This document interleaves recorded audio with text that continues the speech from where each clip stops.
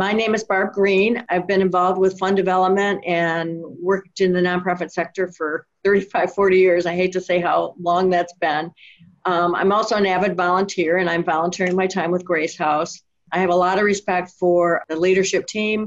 I've worked with Katie, I've worked with Bonnie, and it's just my pleasure to be supporting you on your capital campaign journey. So I know some of the board members introduced themselves, but because we've got new folks with us, I'm going to ask if you would just quickly introduce yourself, talk about what your motivation was for being part of this campaign, because not everybody says yes to the opportunity to serve on a fundraising campaign. So Beth, we'll start with you again.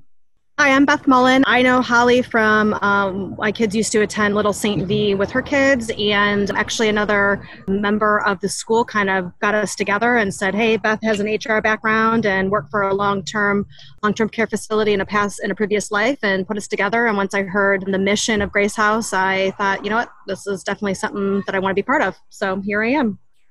So I'm Kevin Dieter. I'm a hospice doc. I've been a hospice doc for 30 years. Currently working in Cleveland for Hospice West Reserve. Used to work with Holly at Summa. I've known she and Mike for a long time. So I'm kind of penciled in to be the medical director, and extremely enthusiastic about the mission of what Grace House is going to accomplish. I'm Jolene Ciccanelli. I am a fairly new retiree from First Merit Bank, now known as Huntington Bank. And Cindy and Nick brought me to the table. And when I retired, I was discerning what I wanted to do with the next phase of my life. And I knew it was some sort of service, and I wanted it to be hospice care related. But I don't know that I had the stamina to actually work in a hospice care facility as a volunteer. So to me, this was the next best thing. I worked in technology at the First Merit Bank / Huntington, so I know a lot about systems and processes and technology, so hopefully I can lend some assistance in any of those areas. Lisa? Hi, I'm Lisa Dalpays. I do not work in the medical industry, and I don't have a medical background. I have a marketing background at the Akron Canton Airport, and when I was introduced to Holly to hear more about Grace House Akron, her passion and enthusiasm hooked me, and then learning more about the need is what drew me in. Anything to help the folks have the best last days that they can. Kathy? Hi, I'm Kathy Johnson. Katie Widness brought me into the campaign.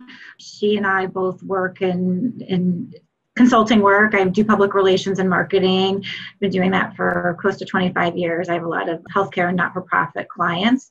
Also, on a personal note, I have both a father and father-in-law who recently passed away, who both used hospice care. And like I said, the mission really struck me. Obviously, we were in financial positions where, we could pay for them to have those services and be surrounded by family. But for those who don't have that, I felt it was really important to be involved in this cause.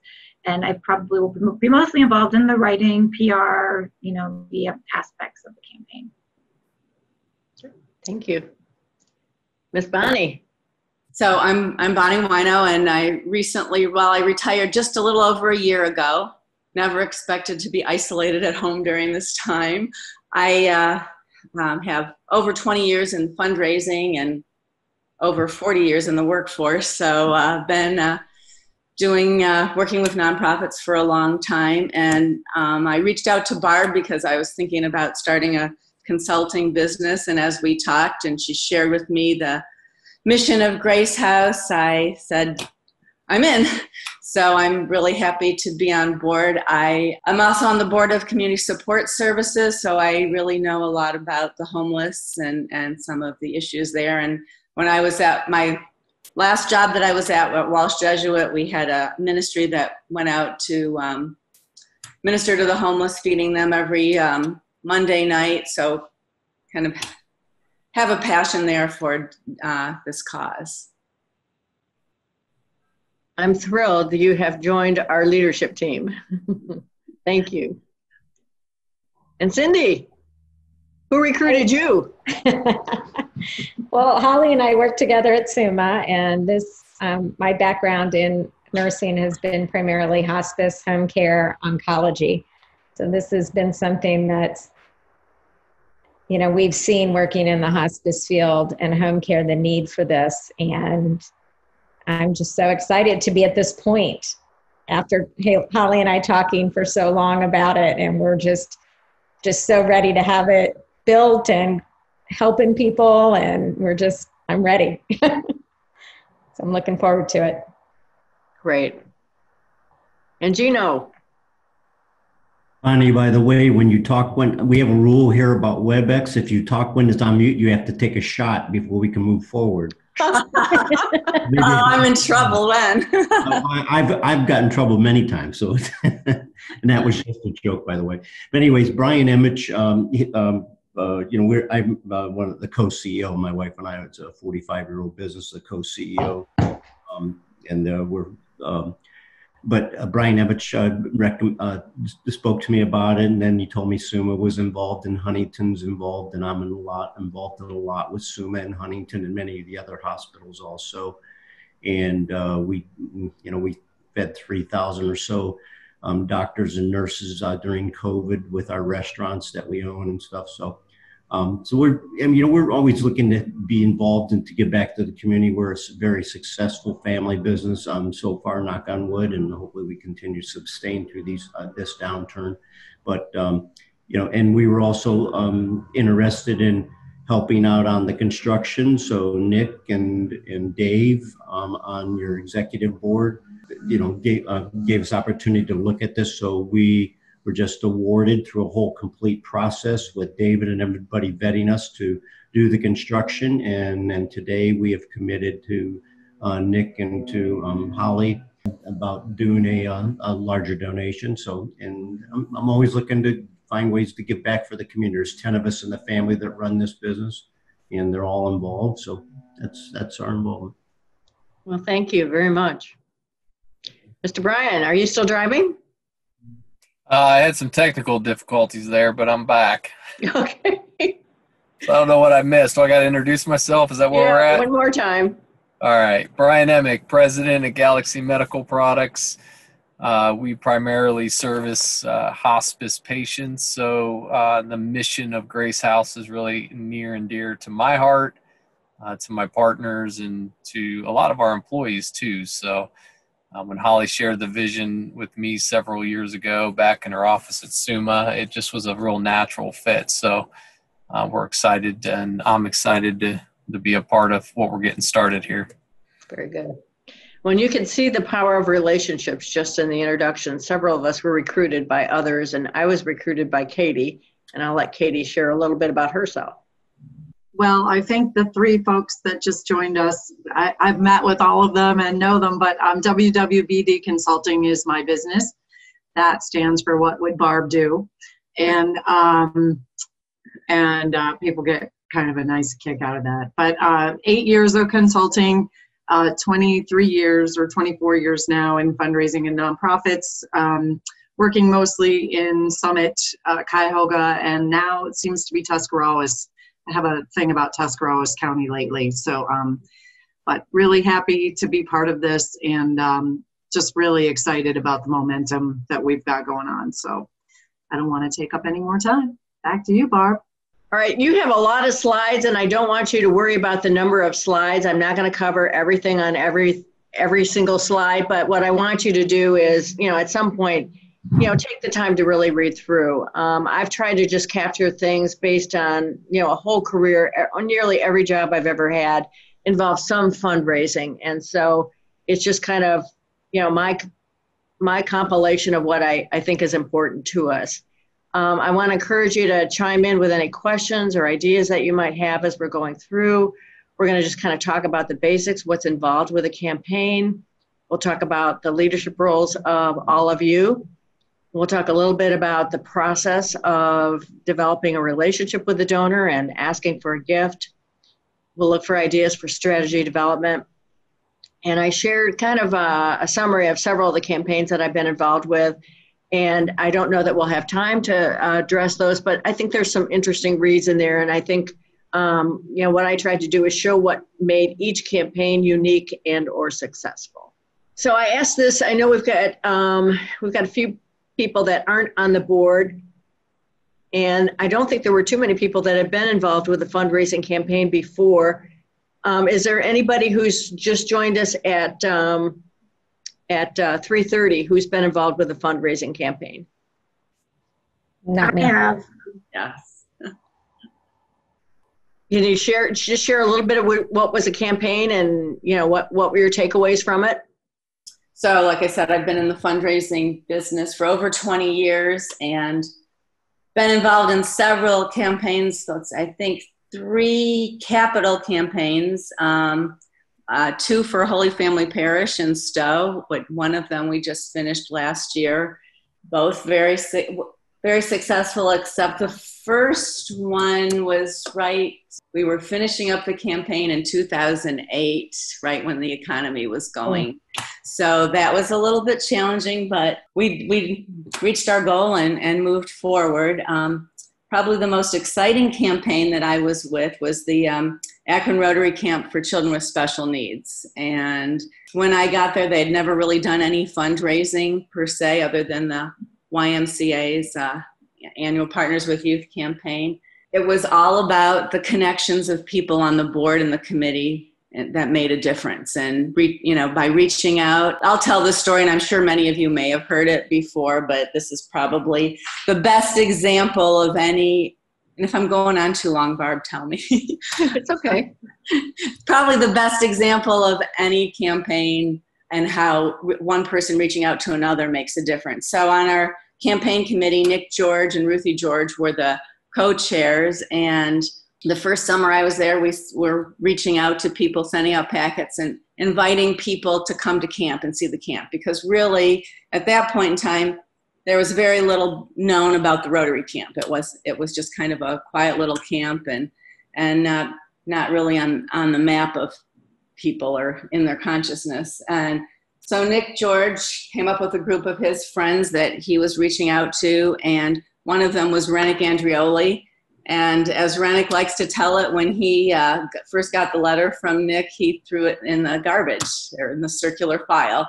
So that said, weeks went by and Nick called him up and said, Renick, Ruthie and I are going to take you out to camp and we'll take you to lunch afterwards. So Nick went over, brought Renick out to camp, and that was the beginning of all the good things that happened at camp, was just getting that connection and getting Renick involved. And then he went on from there to bring others. And we had more than a successful campaign, and camp has been doing wonderful things ever since. That is a great story. And I can say that Renick was so proud to be involved in that campaign. I can remember sitting in his office and he started hauling out pictures and showing me this and showing me that. I mean, he really took pride in his role as a leader and in getting others engaged. So his enthusiasm, and that's, you'll hear me say that. I mean, I get told a lot that, my excitement and my passion for what I do is effective, but it is from anybody. Yeah. And, one of the best things there was just the personal connection of bringing him to camp and getting to see the kids. And, Yes. that spoke volumes. I know we don't have that here yet, but just that personal connection, I think, makes all the difference in the world. Let's talk about our campaign. These are the basics. We're looking at a $2.5 to $3 million campaign that will support all the things that we've listed. And I will say that I think I shared this with Holly last week. Every campaign I've been with, you start with your best estimate of expenses, but there will be something you could not have anticipated that may add to it. And once in a while, you're pleasantly surprised. You're blessed already with some in-kind donations, and you may get more of those. But in general, this is what the campaign is going to support. And I would encourage Katie or Holly to add to anything that you might want. Yeah, right now the budget that we just had approved is a $2.8 million budget for everything. So the construction of the facility with the donor walls and the furniture and the landscaping and the signage and all that good stuff, the land, the architecture fees, that's $1.8 million. Then we added the 2 years of operating support and ED salary. So that's a total of $820,000. Then we added a small endowment startup for right around $58,000. And then all of those other capital campaign fees where you look at marketing and fundraising cost, that's about another $120,000. So, we really vetted the budget, and we're hoping there's no surprises, but I always take Barb's advice and hear what she's saying, but we're really hoping that we are going to be really, really close to this $2.8 million. And having said that, I guess, if Barb, we can flip to the next slide, because I'm going to start talking about some of the, donations that have come in. Barb mentioned the in-kind donations. We do have several soft commitments that we need to go back and just figure out if it's solely material donation or materials and labor or just labor. So we have leads on all of the lumber, the doors, the windows, the sprinkler system, the fire suppression, the trusses, the landscaping, the flooring, the paint has been donated. So all of that, the more firm donations, we're looking at close to $200,000. But if you add those others, that number is going to go up really quickly. In addition, Nick and I have been meeting with every board and committee member throughout the month of August. We're a little over 50% of meeting with everyone. And as of today, we are sitting at $215,000 from the board and our capital campaign committee. So, our original goal was $280,000, 10% of our campaign. We think we're going to far surpass that. So, we're absolutely thrilled with where we are right now heading into all of this. Oh, you should be. That's really a great start, and kudos to the board for their step into the plate right off the bat. So these are, I just kind of listed, the sources of funding. I kind of make a distinction with a major gift being 10,000 or more. It varies by organization, but in general, it kind of also goes along with this next slide, which looks a little busy, but this is kind of the donor giving cycle, but the different areas that your gifts will come are the different types of gifts. And on the one side, you see, some of the ways you'll get that. But with a campaign, we're going to start with, we're looking at board giving, leadership team giving. We're looking at significant gifts of 10,000 or more, cash or in kind, from individuals. We'll start to be working on corporate gifts, foundation gifts that are 10,000 or more. Because you're new, you don't have much of a donor base. So that the second and third tier down, the loyal and larger givers and small or occasional donors aren't defined yet, but they will become defined, and you're setting those benchmarks through the campaign. And then when we talk about the public phase, remember towards the end, where you're inviting the general public to support you, you'll be getting a lot more gifts, but they'll probably be smaller. Most gifts in the public phase, I'm going to say, are, certainly 5,000 or more, maybe $1,000 or less. But and then you can see all the different types of things that we'll be doing, because we're in a COVID environment. We may be doing more. We may be creative in terms of using technology to support us. I mentioned the organization Victory Gallop that I volunteer for. We're in our 25th anniversary, and we're using social media. We're trying for the first time an online silent auction, things like that. But you will come up with strategies that are unique to Grace House. And again, this is just kind of a map of what the campaign's going to look like, how it's going to unfold. I usually like to see a campaign start and finish within 18 months, just because it is hard to keep the momentum going much beyond that. But there may be reasons to justify going longer. Certainly in a pandemic, that would be a good example where you have to go further or go longer. One of the campaigns that I did, it was one of my first ones. It was the Akron Urban League. It was a $5 million campaign. It took us 4 years to cross the finish line, but I don't apologize, because that's what it took to cross the finish line. And the time that we took was needed. But right now we're in the internal readiness stage, and we're just starting kind of the campaign start. And that's where we'll be getting all those individual, foundation, corporate gifts. And the public phase will be probably, you'll find different opinions, and I encourage Bonnie and Katie to weigh in, but I usually don't like to go into the public phase until I'm sure we've exhausted all of our major gift donor prospects. And I say 85% of the campaign, because again, you want to have a fairly quick end when you're going to the public phase of things. Bonnie, I see you nodding. Is that about right, Katie? Yeah, I'm great with 85%. That would be fantastic. And yeah, I've done 70%, I think is probably the lowest, or 68. And that's not terribly comfortable. It's a lot more comfortable to go into the public phase, much higher, 75, 80% or up. Yeah. One of the things I always say is there are so many benefits beyond the money that you raise, and these are just some of the things that are there. We talked with the board a little bit about just developing the internal processes and systems. Simple things like, having a way, if somebody makes a pledge over a 3-year period of time, and it's on a monthly basis, knowing how and when you're going to remind them of their pledge. It seems simple, but those are some fundraising basics, just the gift acknowledgement, what have you. Those will all get developed, and you'll have a much higher community profile for Grace House when you're done. More importantly, you'll have a great facility to deliver services. Challenges of the campaign, these are real, and these are things that I've experienced. Some of them are not within your control, but many of them are. I talked about this with the board prior to this session.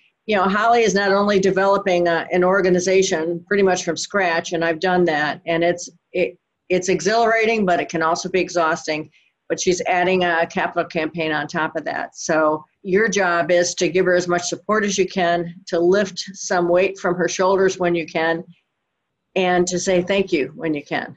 It's really important to take good care of really good staff. The other one, I think Katie and Holly are managing in a very good fashion, and that's, because we're building operating support into this campaign total, that kind of takes care of that. But there are some donors that will support strictly operating, some won't support capital, so we'll make certain that we're clear in terms of when we approach a donor, that is what it might be for. What I will say is it's nice to be able to give donors the option, because not everybody will support endowment, not everybody will support capital, not everybody will support operational. So you've got a nice mix. With the Stewart's Caring Place campaign, we had an unrestricted place, and there were a few donors that chose to make their gift, even though it was part of the campaign, unrestricted. And that just gave us more flexibility with cash flow in particular for the campaign. The last one is important. I'm hoping that we'll have 100% engagement. We'll talk about the different ways you might be engaged. Certainly we're looking for, your spiritual support, your financial support, but there are many other ways that you can support, and we'll talk about that. But I like to be able to go around the table and, be able to, at the tip of my tongue, talk about how that each leader is engaged with the campaign. I think we'll pick up momentum. I think you'll find that this will be fun, and it will certainly be rewarding. So we have you can see here the structure. We have the board of directors in place. We have our campaign leadership team nicely engaged and ready to go. We have our honorary co-chair is Cliff Devaney from SUMA. We have an internal leadership team that comprises Cindy and Nick Browning, Holly, our special advisor Barb Green, and myself.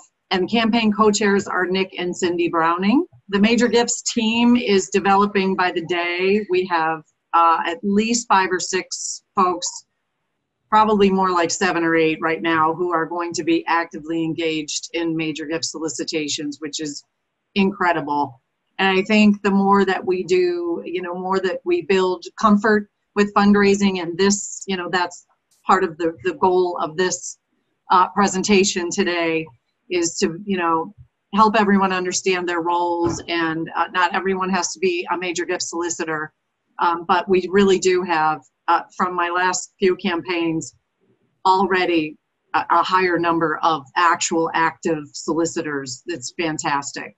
And then the structure for the public phase of the campaign and the campaign end will reveal itself as we go along. We'll be putting together some special ad hoc committees to work on that, grand opening celebration, and probably some crowdfunding, and like you were saying, Barb, online and hopefully live events as we go into both the silent and public phases. So the rest of it will reveal itself, and that's our structure.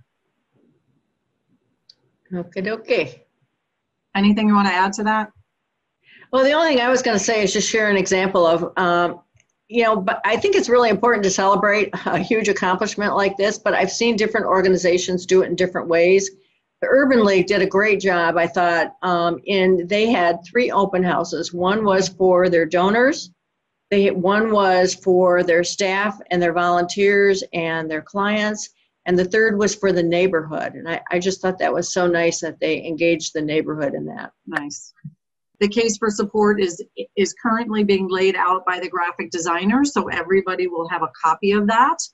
And we would ask you to please, review it, proofread it, give us fresh eyes, give us thoughts on anything that's missing.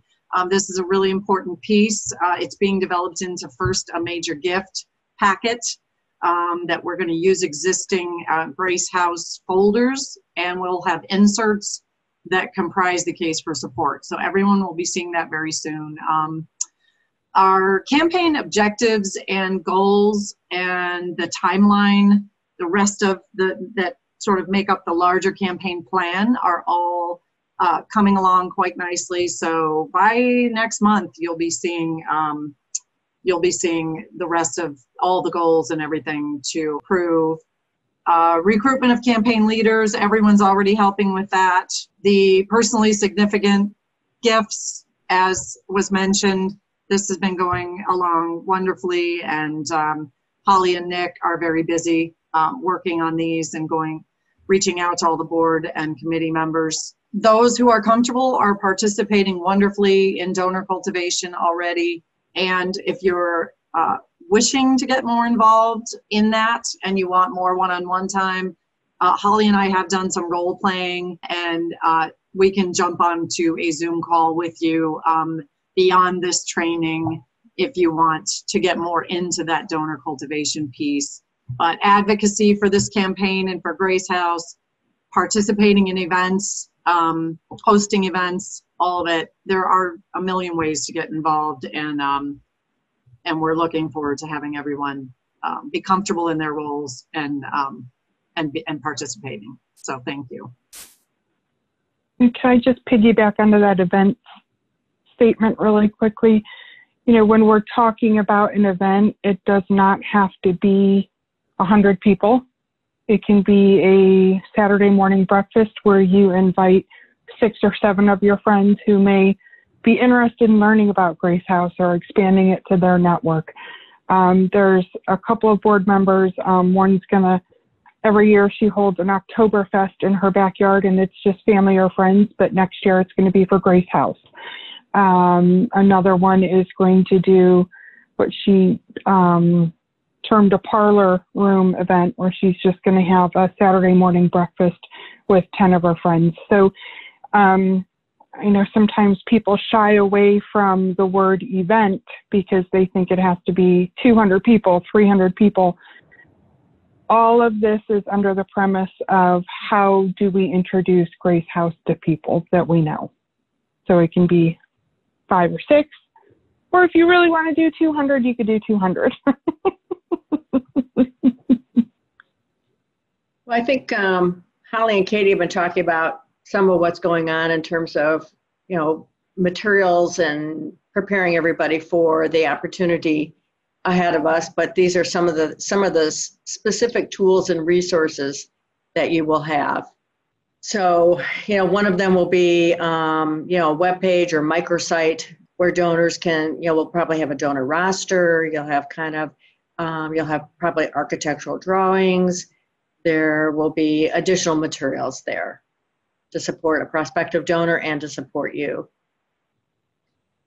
And that's, I don't know where we're at on that. That's probably a little bit of ways. First we get the print stuff and then we transition to the electronic. But I know with with Habitat for Humanity, we actually had a portal for the leaders to be able to go to where they could just click on an icon and it was just for them. And you could get any of the materials that we had developed electronically. So I'm curious at this point, the first question is the fun one. What are you most excited about now that you've kind of heard, what our opportunities for leadership are with this Grace House campaign? I'm just excited that we're finally here. I have a couple, but I'm going to learn. I told Holly today we had an earlier meeting with my eldest daughter Stacy and my wife Barbara, and I'm excited to learn how to ask for money because I'm not too good at that. I usually just give money, and so I need some experience at that. And number two, to anybody that wants to have a larger event, we have an auditorium here at our headquarters in Medina. We call it a collaborative business center, and it seats 250, but we have it it's COVID prepared for 45 people that sit 8 feet apart. So if anybody needs that usage for a larger event that you would like to hold, we've held some breakfasts and things of that nature in there, so I'll offer that. And that's really kind of what I have to say right now. All right, we'll get a few more thoughts, but don't go away on the asking for money because we're going to get to that part. But we'll take a little break. But let's hear from a couple others in terms of what gets you excited about what we've talked about so far, or any other ideas that any of you might have. I guess I have a couple of comments, Barb. Two things I'm really excited that you've already got $400,000 toward the goal. That's pretty remarkable at this point in time. And that you've got a number of engaged folks. So I think that's really exciting in terms of moving forward. And the other thing that I think is going to be both exciting and challenging is how we do it during this time of social distancing. But also, Barb and Katie, have you used, and I'd like to, throw this out there for folks, there's a little book written by Jerry Panos, the 59-minute Guide to Asking. It's a very short book. It just takes you less than an hour to read. And it's got just good tried and true guidance for helping people in the asking role. That's a great suggestion. And I think I have seen it, but I can send you guys the link. Yeah, that's a great suggestion. And there are a couple others that I've got that are short and actually, dare I say, humorous. Yeah. So yeah, it's a real easy read. Like, you won't be wanting to pull your hair out. You're just an easy read. Anything else in terms of what you're excited about? I'm just excited to get the word out too about Grace House. And I think the more we do that, I do think you're going to see the momentum build as we talk and tell the stories of the people that we've seen that need this and those of, that the need for it, and get that out into the public more and more. I think it's important. All right, we've got a couple more folks that will be joining us, but I thought I would start out by just making a couple comments about the whole process of asking for a gift. We've included some information in the session today, but I think we thought we did not want to overwhelm people. And we thought that, the whole process of asking for a gift probably warrants a separate session at some point. But what I will say this is you will have some good tools to work with. Bonnie mentioned one. There's another one that I'm going to mention. Bonnie, I don't know if you're familiar with Carol Weissman, but she was brought in by the Akron Community Foundation and the Women's Endowment Fund. She's one who actually, it's a great little booklet, and it's probably about a 10-minute read. And it's loaded with humor on the process of fundraising. And so I think it kind of lightens up the whole topic. What I will say for my own self is I look at the opportunity to ask for a gift as kind of basically having a conversation with somebody. Now, Carol Weissman says this. She says, asking for a gift is no different than selling a product. I disagree with that. You have to get in the door, present the case, overcome objections, close the sale, and leave the door open for additional donations by appropriately recognizing the gift. I focus more on the relationship that I'm developing with an individual, doing my homework to learn what I can about that individual, what their giving priorities have been, what we know about them personally. And then it's an opportunity to help them understand the mission of Grace House, the service that will be provided, additional information that we think is important, like partnering organizations, the board leadership, and then at some point talking about the campaign and inviting that individual to join you or me in supporting the campaign with a gift. And obviously I'm going to do some homework in advance, and I'll have some idea of what the capacity of that donor might be. That's, you know, we are here to prepare all of you with that kind of information. So you've got Katie, you've got Holly, you've got Bonnie, who's a seasoned professional developer. You've got myself. We are developing the prospect list. We will have a good feel for what we think the giving capacity might be. And where the dance is in the conversation is deciding, you know, how much to ask for. And we'll talk more about that later, but what I will say is, you know, we use the information we have to go into that conversation. I've gotten more and more comfortable with asking for a specific amount, and I might start a little bit higher. And then we've got room to talk about it, but you will work with all different types of individuals. Some will be very seasoned philanthropists. I can think of one person who made a 6-figure gift with Stewart's Caring Place, where, you know, we set up a luncheon. We met with that individual, and before we ever got to the ask, she stated what she would like her gift to be. That won't always happen, but again, those that have more giving capacity get asked more frequently for gifts, so they become a little savvier about managing that conversation. But in the end, it goes back to creating that culture of philanthropy, focusing on the relationship, focusing on the values and what we know about the priorities and giving capacity of that individual, and at some point making an ask for a gift. And I've got some more slides that kind of talk about those different processes when we get there later. But having said that, then let me ask you this question. At this point, what are you most fearful or concerned about based on what we've shared with you so far? Can you all hear me? Because I know I froze Yes. up that time. Okay. It would be, you know, people just not responding or saying no. Now I will say, you know, my husband used to be on the board of Big Brothers Big Sisters, and I can't tell you how many times we did asks of just our personal friends and would invite them to events or, you know, ask for gifts, and just granted, you know, people just kind of like brushed over it, or if it was via an email or a text, just didn't respond. So I guess kind of getting past like figuring out how to get over people just putting you off. And I think that's been my biggest experience in working with him. I'll say, you know, who can we invite to these events, and nobody ever wants to come. I think it's because they know that they're going to be asked for money if they do.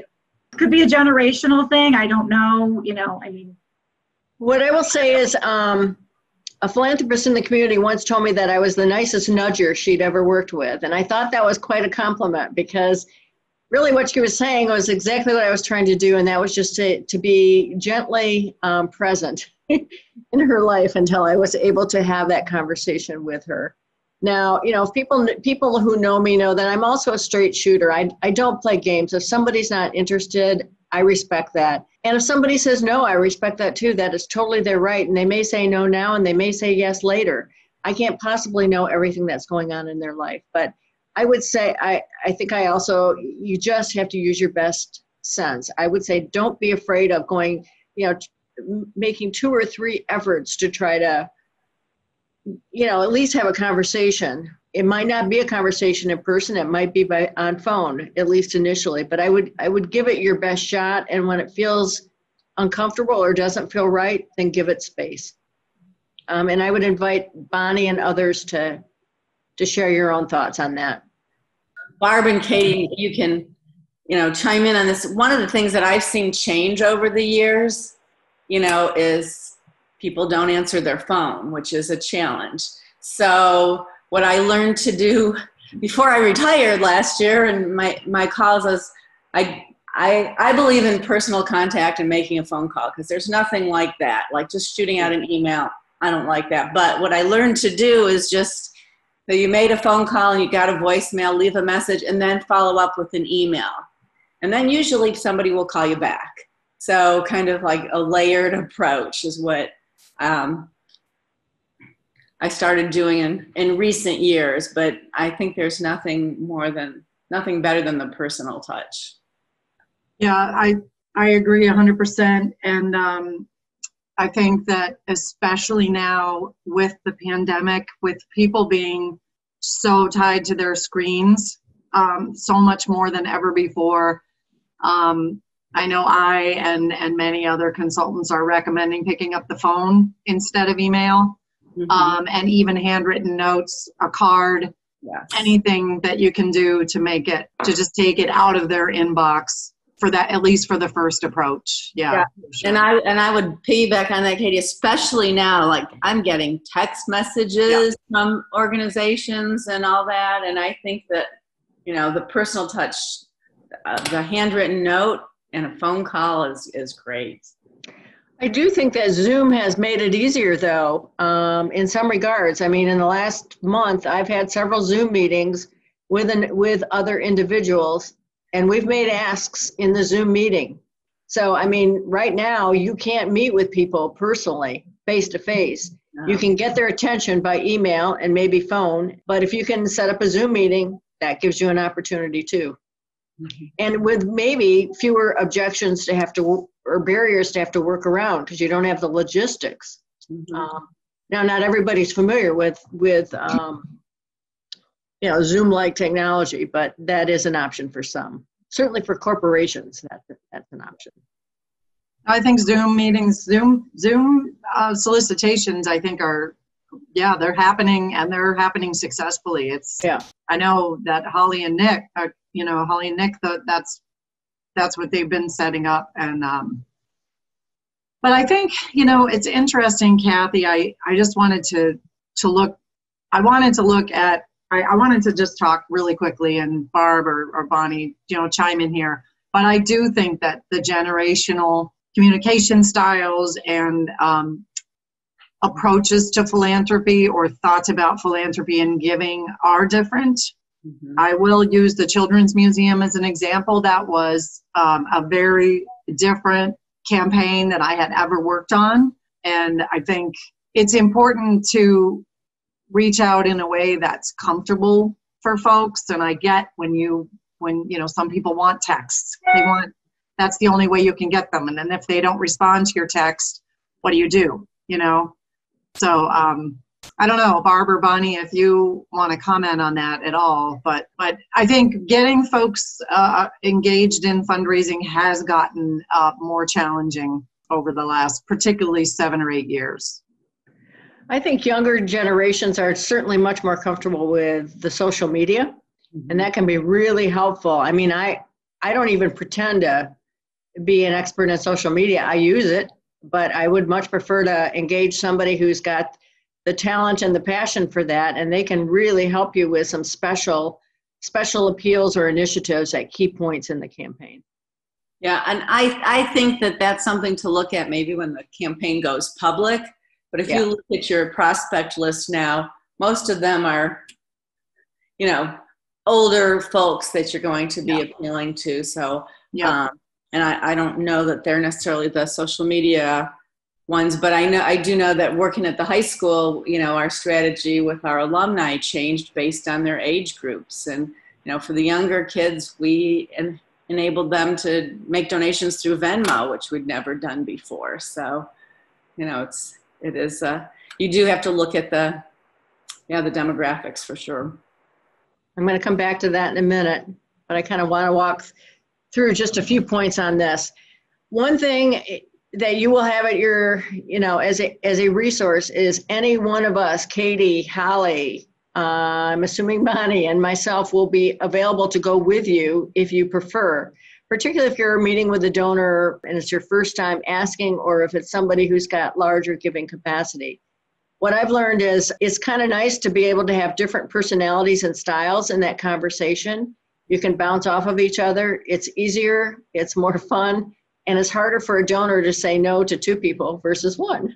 So, you know, just know that that will be an option that you will have available to you at any point throughout the campaign. And we, you know, usually when I'm working with a campaign like Stewart's Caring Place, if Janine and I are meeting with any donor prospect, I would do homework on that donor prospect and prepare some talking points to support that conversation. And you can use those or not, but they'll be there for you. I have a question. Like when you say do homework on a donor prospect, I wouldn't even know how to go about that. I mean, so for someone like Nick, who's a banker, you know, maybe he has access to people's, you know, portfolios, but for just regular person, how would I have any idea what their giving capacity is? Well, first of all, we can do that for you, but just in terms of public ways, I usually I start with LinkedIn and Google. I look, you know, sometimes a lot of the philanthropists with larger giving capacity, you know, they've been recognized in banquets, they've been, you know, profiled in annual reports. So, you know, I just do a basic Google and see what comes up. And that actually gives me a fair amount of information. And then there actually is some sophisticated software, and I don't know that Grace House has access to that can give you more of a financial profile on your donor prospect. But what I will also say, and I invite Bonnie and Katie on this, is there are limitations to that kind of research, because you can know what somebody's financial capacity might be, but you don't know what their commitments have been. I find better research coming by taking a look at what we know about their giving within our own community. Kathy, just know that Katie and I are doing the homework for everybody. So if you are being asked to participate in that, I have a prospect sheet that I fill out. I kind of outline the meeting and how we'll piggyback off of each other. And what Nick and I have been doing is I'll fill out the prospect sheet, email it to them. We'll have a quick conversation about it. How's this conversation going to go? Who's going to take the lead? And then we are debriefing the calls also. It is a little bit more challenging over Zoom than it would be in person. It's much more natural to bounce off each other in person than it is in Zoom. But if anybody's going to be involved in an ask, we're doing that prep work for you and kind of staging the conversation. And I think, you know, Holly made a really important point. You know, I don't want you to overthink this process. You know, to me, if you're going to ask somebody for a gift of, say, $10,000, you should be doing a little homework to know something about them. But then you know, and be thinking a little bit about how you want the conversation to flow. But you want it to be an authentic conversation. And I think if you stick with the relationship and the authenticity and the mission and purpose of what we're trying to do, the rest will happen. This is one thing I really want to stress. You know, my first job out of college was with public television, and I was one of those persons that you saw on the pledge drives all the time. And public television did a really great job of preparing us for our work, and that they really stress the point that, you know, we are providing a valuable service. In this case, a donor who chooses to make a gift to Grace House is going to be able to help provide shelter, care with dignity and compassion, and help us fulfill our mission. That's the value that we're bringing to that donor is we're helping them fulfill their own personal values. And to some extent, and I think this is worthy of mention, again, I think almost everybody thinks about what their end in life will be like. And everybody has fears about what their end in life will be like. And I think if we can connect in a way that's, again, authentic, I would think that there are very few humans that would not want to see the mission of Grace House fulfilled. So please don't ever use the term begging, because you are providing a valuable service and there's two-way exchange of value there. This is a good one in the COVID period, particularly if you're going to an individual leader who heads up a corporation and is a decision maker. In some cases, we can make some intuitive guesses about what their giving capacity might be based on what we think COVID would have impacted them. Obviously, some restaurants might not be in a position to make a gift right now, and there are some corporations that are really struggling, but there are also some that are finding a silver lining in this. So again, that's where, you have to use your best judgment deciding whether to ask for a contribution. Now, I am, actively involved in asking for contributions from individuals and corporate leaders. And in the past month, I've had 2 corporate leaders say, look, right now our business is suffering, but if you come back towards the end of the year, if the economy turns around and we're in a better position, we will reconsider making a gift. That's fair. That tells me that they want to make a gift. They're just not in a financial position to do it. So just use your best guess. And again, we'll provide you with additional information too. This is another one that I'm really big on. And I've said it already, but every donor has the right to say no. And what I've found is if you gracefully accept their no, there may be a door that opens later where it will be turned into a yes. But regardless, I'll just take myself as an example. I'm of moderate means. I can't make a gift to every organization that asks me. And so I've had to learn how to prioritize. And it starts with any organization that I'm involved with. And then there are a couple of types of nonprofits that I support. So, but I've also never ever, and I have no idea how many asks I made. I would venture to say well over 100, probably hundreds. And I've never had anybody get upset with me for making an ask. It's an honorable thing to be helping fulfill a mission for a nonprofit organization and impacting people in our community. And I've never had anybody be offended. I have, Bonnie and Katie have probably been there. I've gone in and asked for a gift of maybe 100,000. And, they very quickly told me that was not a possibility. But, I don't feel badly for having made that ask. What I will say is, again, I wouldn't have asked for a $100,000 gift unless I had some information that they had that kind of capacity. But I don't know what their other commitments have been. And most donors will be straight up with you on that. But we've already kind of answered that one, just in terms of different ways to reach somebody.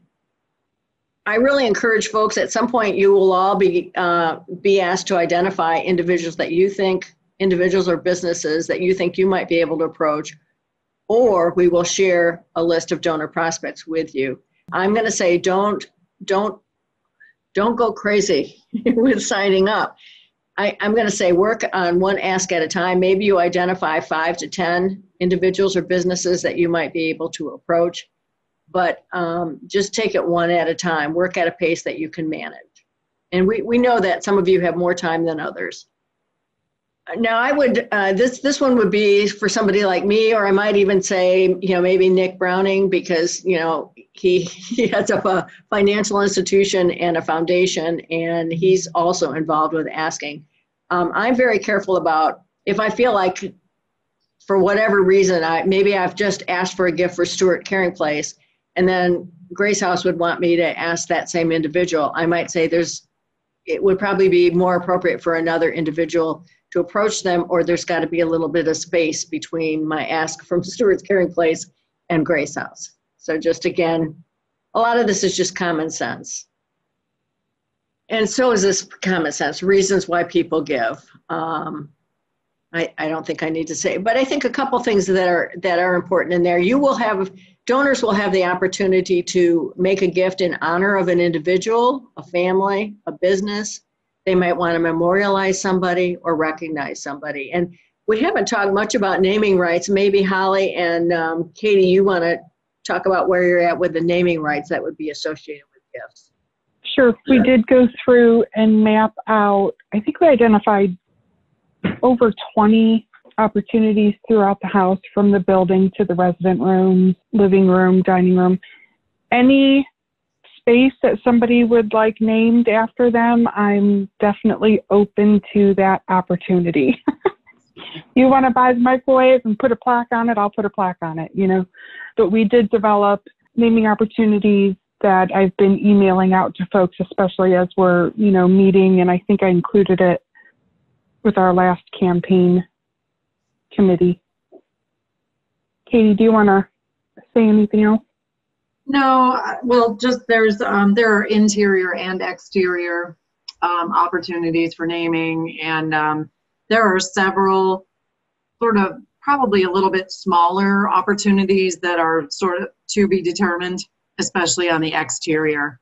As we move into a conversation later this week with a landscape architect to see about getting some plans in place and what a memorial garden looks like and where the different garden areas will be. So I think there's a few more coming, but it's a pretty nice list for a fairly small facility. So talk a little bit more. We've been talking about major gift solicitation and acquisition. We'll talk more about it, but I want to give you a chance to talk a little bit about, as we've been talking about the different aspects of a campaign, whether it's, setting up small meetings, whether it's hosting an event, whether it's, could be helping to recognize some of our donors in different ways.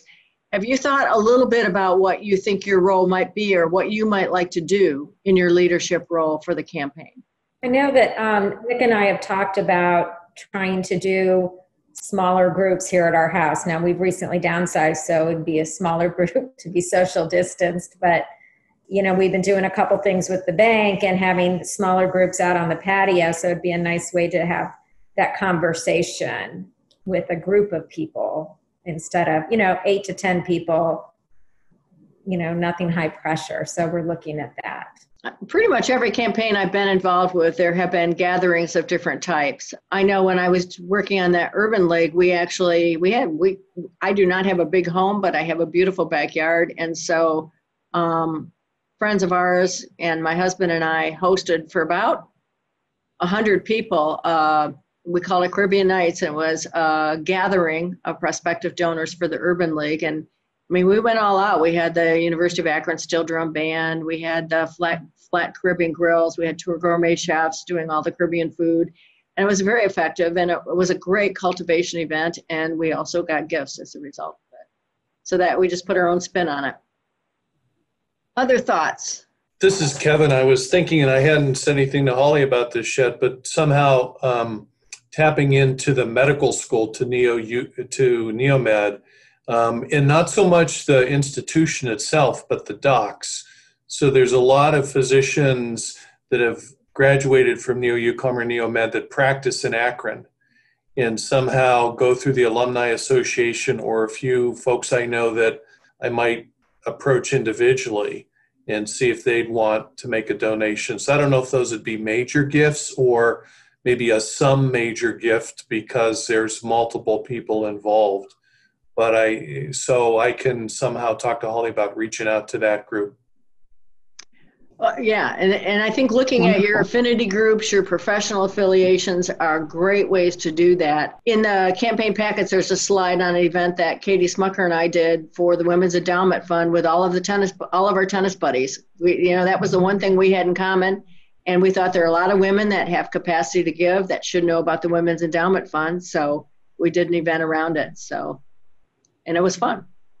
Barb, I'll add, I don't think that Cliff is joining us. Holly, jump in here if I'm getting something wrong, but they were talking about, and I don't know if we'll be able to do it live or maybe it'll be several events, but they were talking about getting the SUMA staff and SUMA docs together for a huge, some kind of very large fundraising activity. It was supposed to be an event probably, but to be determined on, that. Actually, Barb, I chuckled. Cindy and I were kind of laughing at your Caribbean events because this past May, we had a Caribbean garden party planned with a steel drum band and pirate jugglers and mermaids in a pool. And a physician friend of mine was hosting it in his backyard. So it was incredibly SUMA physician heavy. We were kind of joking with Cliff saying, well, we might as well just have SUMA sponsor it because I don't know that anybody else is coming other than SUMA people. So yeah, we were chuckling at your Caribbean party because we have a steel drum band from Hoban and all the ideas you just threw out. Well, I will say there are a lot of SUMA docs that have been involved with Hoban over the years, because we engaged them in the Hoban campaign. And with Stewart's Caring Place, we looked at all the different types of cancer, and then we had some of our leaders that are with SUMA, urologist Kevin Spear and Dennis Bentley, both hosted meetings with their partners and asked them to go in on a collective gift that qualified them for a naming right. So that would be another strategy that dovetails nicely, I think, with the campaign for Grace House.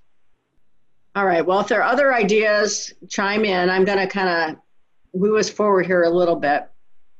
I think we've hit on a lot of these points, and so they're really intended more for when we actually start doing major gift solicitation. But again, kind of looking at the different ways that you can be involved in major gift.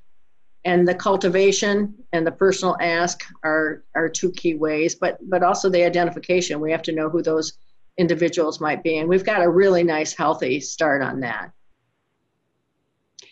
This little thing is like a tool that I like to use, and I usually do two versions of it. One of them is all of the major gift donor prospects, and so there'll be names filled in all the way down. It could be foundations, corporations, and individuals.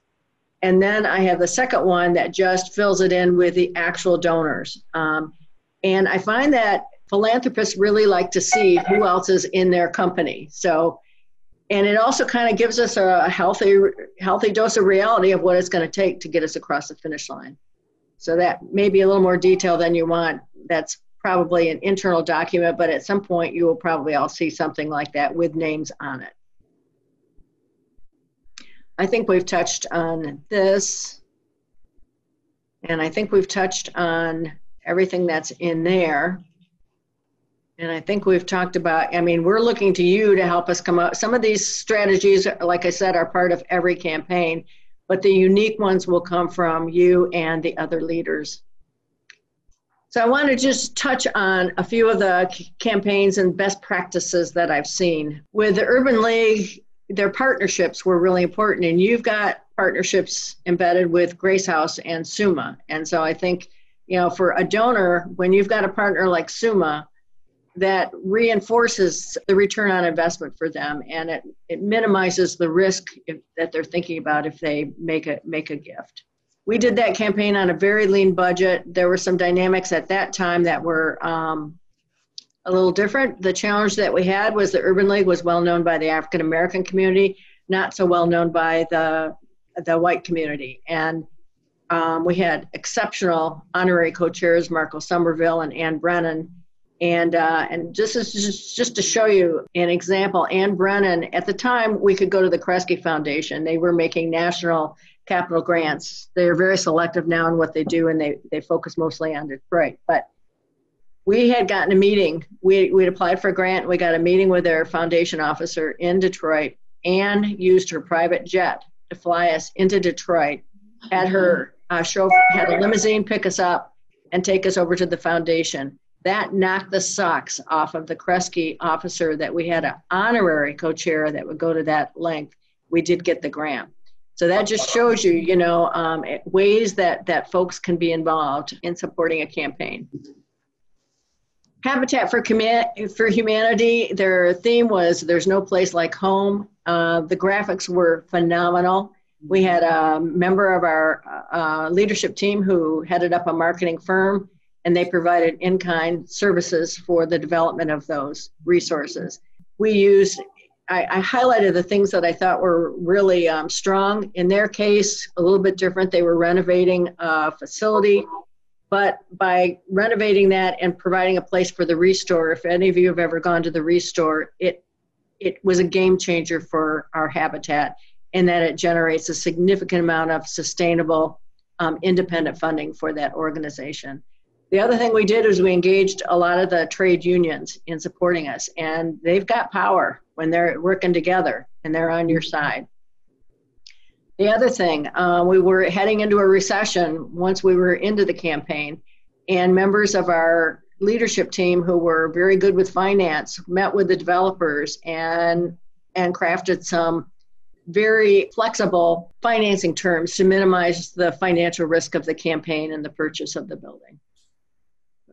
Access Shelter for Women, the best part of that was, honestly, we had personal tours of the shelter so people could see the mission in action. And every time we did it, we were successful, honestly.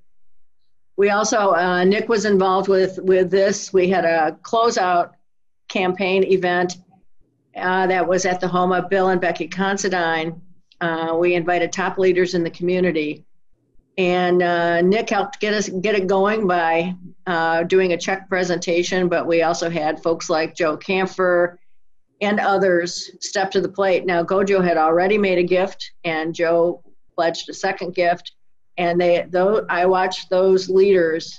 It's like I've never seen anything quite like it. They created just that culture of philanthropy in the living room of the Considines. And we ended up with raising over $100,000 at that event. Ironically, one of the neat things about that was it was supposed to be outdoors in the backyard of the Considines. It was a raging rainstorm, which brought us all indoors. And I'm convinced that close proximity indoors created the ambiance for that kind of giving. Women's Endowment. Now, this is, I think, an effective strategy that any organization can adopt.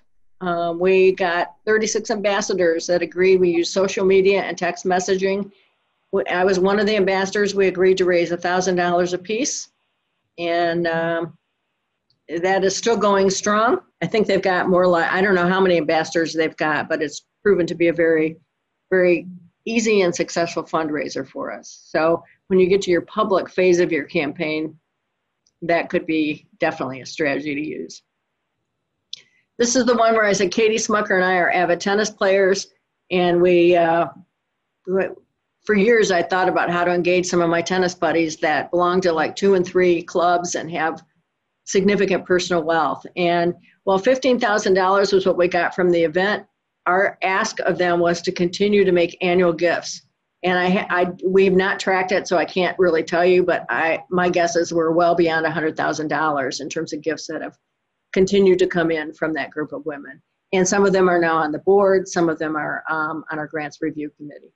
So my question to you, we're at time, so I want to be respectful of that, but are there any strategies that pop out that we haven't talked about that you would want to mention that maybe were jogged by this?